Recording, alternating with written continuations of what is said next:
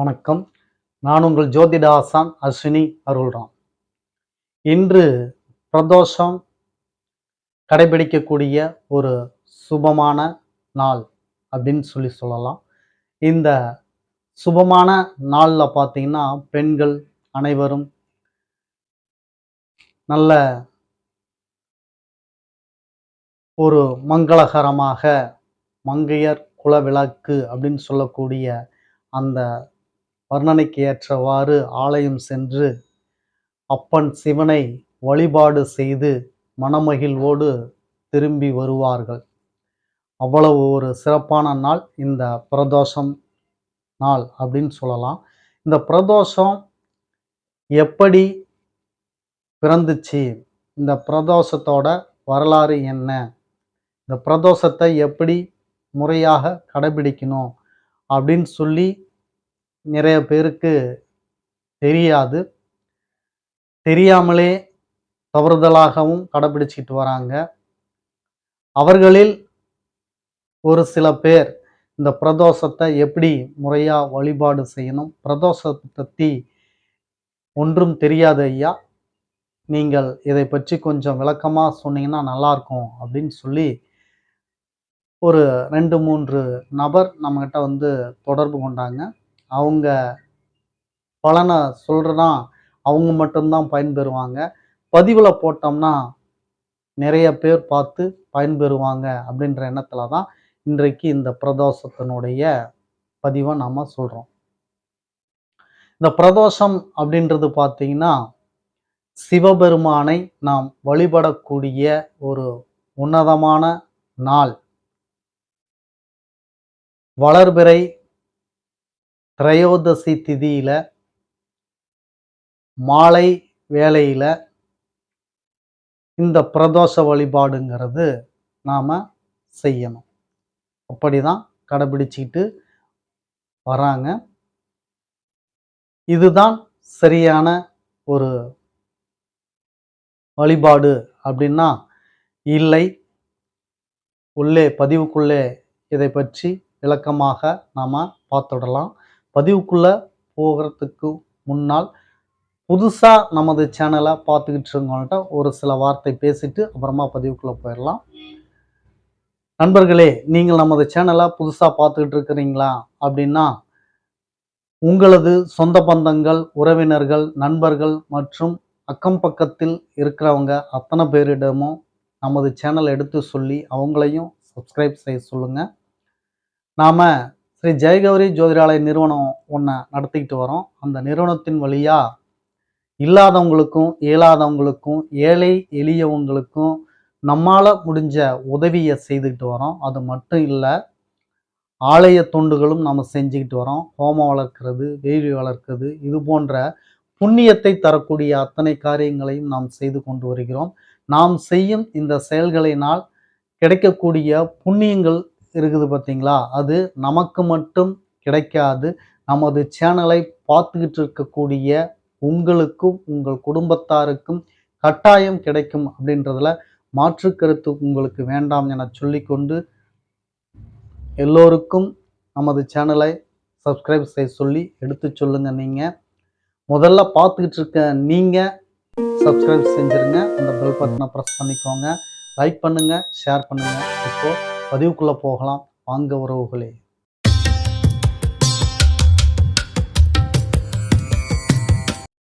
இந்த பிரதோஷ வழிபாடு எடுத்துக்கிட்டிங்கன்னா, நீங்கள் வளர்பிறை திரையோதசி திதியில மாலை வேளையில என் அப்பன் திருச்சிற்றம்பல ஈசனின் அருளை பெற வேண்டி நீங்கள் பிரதோஷ வழிபாடை கடைபிடிச்சிட்டு வரீங்க.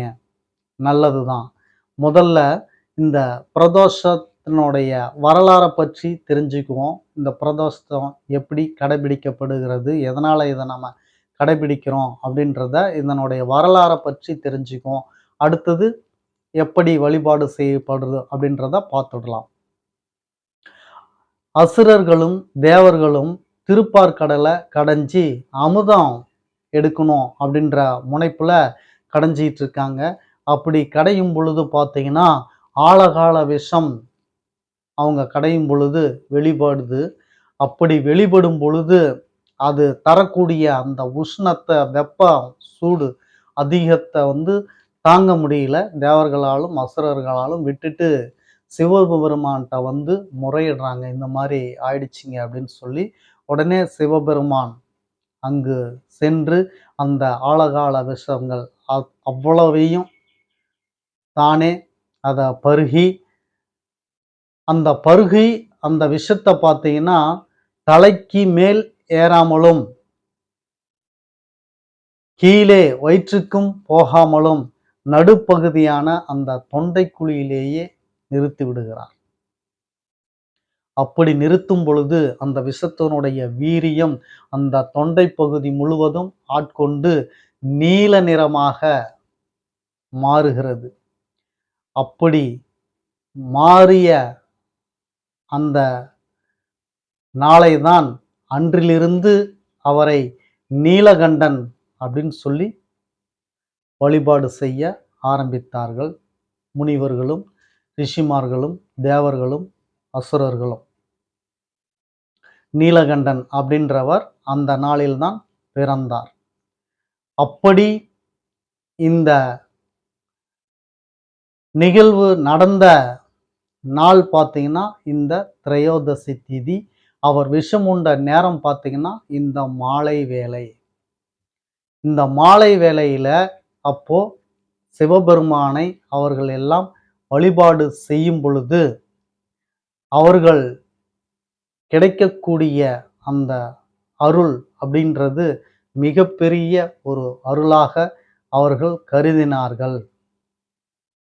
அப்போ அவர்கள் எப்படி வழிபாடு செய்தார்கள் அப்பன் ஈசனை அப்படின்னு சொல்லி பார்த்தீங்கன்னா, நந்தி தேவர் அவரின் பின்னால் நின்று நந்தி தேவரின் கொம்புக்கு நடுவே சிவபெருமானை வழிபாடு செய்தார்கள்.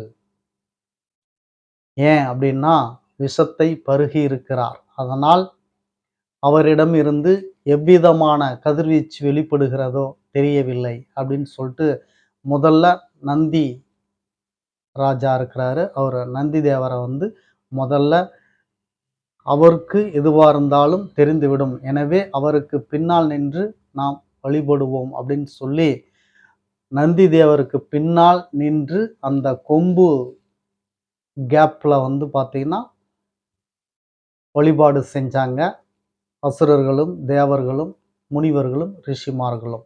அப்படி வழிபாடு செய்யும் பொழுது மனம் இறங்கி அந்த விஷத்தினுடைய வீரியத்தை தாங்கிக் கொண்டு சாந்தமான பிறகு முனிவர்களுக்கும், ரிஷிமார்களுக்கும், தேவர்களுக்கும், அசுரர்களுக்கும் அருள் புரிகிறார் சிவபெருமான். அந்த நாளை தான் நாம் பிரதோஷமாக கடைபிடிச்சிட்டு வரோம். மாலை வேளையில் ஆலயத்தில் ஈசனை வழிபாடு செய்ய வேண்டும். அதுதான் பிரதோஷம் வழிபாட்டு முறை. வீட்டில் நீங்கள் வழிபாடு செய்யக்கூடாது, தெரிஞ்சிங்க. பிரதோஷத்துக்கு நீங்கள் வீட்டில் வழிபாடு செய்யக்கூடாது. உங்களுக்கு சிவனின் அருள் கிடைக்க வேணும்னா நீங்கள் சிவாலயத்திற்கு சென்று எப்படி அந்த மாலை வேளையில் நடக்கக்கூடிய பிரதோஷத்தில் கலந்து நந்தி தேவராக இருக்கக்கூடிய அவர் பின்னாடி நின்று அந்த கொம்பு இருக்கக்கூடிய இடைப்பட்ட பகுதியில தான் நீங்க சிவனை வந்து வழிபாடு செய்யணும். அப்படி வழிபாடு செய்யும் பொழுது உங்களுக்கு சிறப்பான பலனை என் அப்பன் ஈசன் உங்களுக்கு கொடுப்பாரு. அடுத்து பார்த்தீங்கன்னா வளர்பிறை தேய்பிறை அப்படின்னு சொல்லி வளர்பிறை திதியில தானே நீங்க வழிபட சொல்லியிருக்கீங்க. ஆனா தேய்பிறை திரையோதசி திதியிலையும் பிரதோஷம் வந்து கடைபிடிக்குது, மக்கள் வணங்கிட்டு தானே இருக்காங்க அப்படின்னு சொல்லி உங்களது சந்தேகம் புரிகிறது. இப்போ வளர்பிறை திரையோதசி திதியில நீங்க பிரதோஷத்தை வழிபாடு செய்யும் பொழுது, கடைபிடிக்கும் பொழுது உங்களுக்கு சுபத்துவமான கோரிக்கைகள் அத்தனையும் என் அப்பன் ஈசனுகிட்ட நீங்க வைக்கலாம். மிக எளிதாக உங்களுக்கு அவர் வரம் தருவார், அருள் புரிவார். சுபத்துவம் அப்படின்னா என்ன? எல்லாம் உங்களுக்கு தெரிஞ்ச விஷயம் தானே. நான் சீக்கிரம் வசதி வாய்ப்பு மிகுந்தவனாக ஆகணும், எனக்கு கல்வியில தேர்ச்சி பெறணும், நான் பொருளாதாரத்துல தேர்ச்சி பெறணும், எனக்கு புகழ் அந்தஸ்து செல்வாக்கு கிடைக்கணும், எனக்கு புத்திர சம்பத்து கிடைக்கணும், எனக்கு வெளிநாட்டு அனுகூலம் கிடைக்கணும். இப்படி அத்தனை சுப நிகழ்வுகளையும் நீங்கள் கேட்டு வணங்கக்கூடியது இந்த வளர்பிறை பிரதோஷ நாளில் செய்யும் பொழுது எளிமையாக ஈசனின் அருள் கிடைக்கும். தேய்பிறை திதியில பிரதோஷ வழிபாடு செய்யும் பொழுது உங்களுக்கு பிரச்சனைக்குண்டானது அத்தனையும் நீங்க வேண்டும் அப்படின்னு சொல்லி வழிபாடு செய்யும் பொழுது அது உங்களுக்கு எளிதாக என் அப்பன் ஈசன் நிறைவேற்றி தருவார். ஒரு உதாரணத்திற்கு, எனக்கு நீண்ட நாளாக கடன் பிரச்சனை இருக்கிறது, நீண்ட நாளாக எதிரிகள் தொந்தரவு இருக்கிறது, நீண்ட நாளாக நோய்வாய்ப்பட்டு இருக்கிறேன். இப்படி இந்த நெடுநாள் பிரச்சனை, உங்களுக்கு கஷ்டத்தை அளிக்கக்கூடிய பிரச்சனை அத்துணையும் நீங்கள் தேய்பிறை திதியில் வரக்கூடிய பிரதோஷத்துல வழிபாடு செய்யும் பொழுது என் அப்பன் ஈசன் உங்களுக்கு அதை சீக்கிரமாக குணப்படுத்தி அல்லது நிவர்த்திப்படுத்தி அல்லது அதற்கு ஒரு தீர்வு ஏற்படுத்தி உங்களது வேண்டுதலுக்கு அவர் செவிசாய்த்து அருள் புரிகிறார் அப்படின்றத தெரிஞ்சுக்கோங்க. அப்ப எந்த வேண்டுதலுக்கு எந்த பிரதோஷத்தை கடைபிடிக்கணும் அப்படின்னு தெரியாமலேயே வழிபாடு முறையை கடைபிடிச்சு வழிபட்டுட்டு இருக்கிறீங்க. சுப நிகழ்வுகள் அத்தனையும் உங்களுக்கு கிடைக்கணும் அப்படிங்கும்போது அது வளர்பிறை திரையோதசி திதியில நீங்க அந்த பிரதோஷத்துல என் அப்பன் ஈசனுக்கிட்ட கோரிக்கை வையுங்க, அது சீக்கிரம் நிறைவடையும். உங்களுக்கு கெடுதல் தரக்கூடிய அத்தனை பிரச்சனைகளையும் தேய்பிறை திரையோதசி திதி பிரதோஷத்துல நீங்க வழிபாடு கோரிக்கையை வையுங்க. என் அப்பன் ஈசன் உடனே உங்களது கோரிக்கையை ஏற்று உங்களுக்குண்டான தீர்வையும் உங்களுக்குண்டான விடிவையும் தருவார் அப்படின்றதுல மாற்று கருத்து உங்களுக்கு வேண்டாம். இப்படித்தான் வணங்க வேண்டும். வளர்பிறைக்கும் தேய்பிறைக்கும் உள்ள வித்தியாசம். அடுத்து பார்த்தீங்கன்னா, என்ன நாளில் பிரதோஷம் வருகிறதோ அதை சார்ந்து அந்த நாளுக்குண்டான தன்மையை சார்ந்து நீங்கள் வழிபாடு செய்யும் பொழுது இன்னும் உங்களுக்கு சிறப்பாக சீக்கிரமாக என் அப்பன் திருச்சிற்றம்பலம் அருள் புரிவார் அப்படின்றத தெரிஞ்சுக்கிங்க. இப்போ இன்னைக்கு பிரதோஷம் செவ்வாய்க்கிழமை அப்படிங்கும்போது செவ்வாய் அன்று நீங்கள் யாருக்காக வணங்க வேண்டும், அப்படி வணங்கினால் சீக்கிரம் செவிசாய்த்து உங்களுக்கு அருள் புரிவார் மிக விரைவாக அப்படின்றது தெரிஞ்சுக்கிங்க.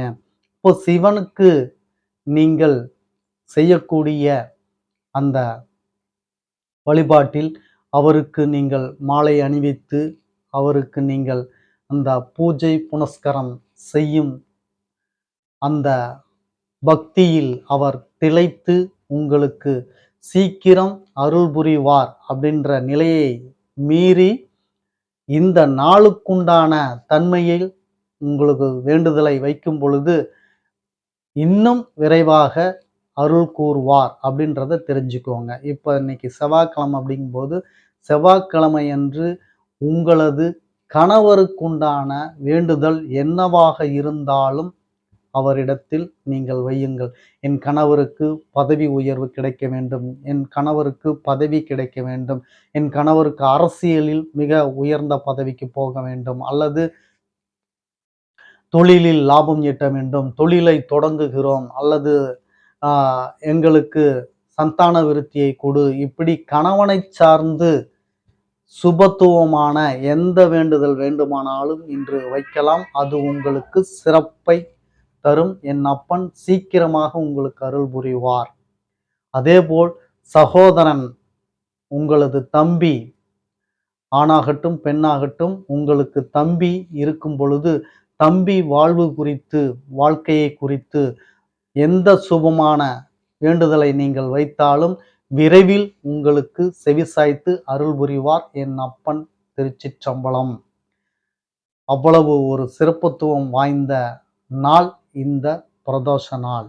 இந்த பிரதோஷ நாளில் நீங்கள் எப்படி வணங்க வேண்டும், எந்த முறையில் வணங்க வேண்டும் அப்படின்றது மிக தெளிவாகவும் சிறப்பாகவும் இந்த பதிவில் நாம் கொடுத்துருக்கோம். அதன்படி கடைபிடித்து என் அப்பன் திருச்சிற்றம்பலத்தின் அருளை நீங்கள் பெற வேண்டும்.